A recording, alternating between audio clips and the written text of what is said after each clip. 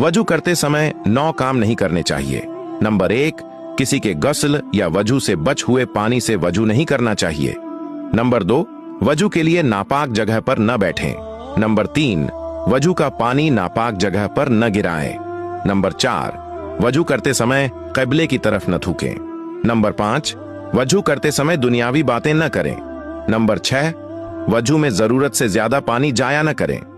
Number 7, वजू करते समय एक हाथ से चेहरे को न धोएं बल्कि दोनों हाथों से धोएं। नंबर 8, चेहरे पर पानी डालते समय पानी में फूंक न मारें। नंबर 9, चेहरे पर पानी जोर से न मारें बल्कि धीरे और पूरे चेहरे को नरमी से धोएं। दोस्तों, वीडियोस के लिए हमें फॉलो करना ना भूलें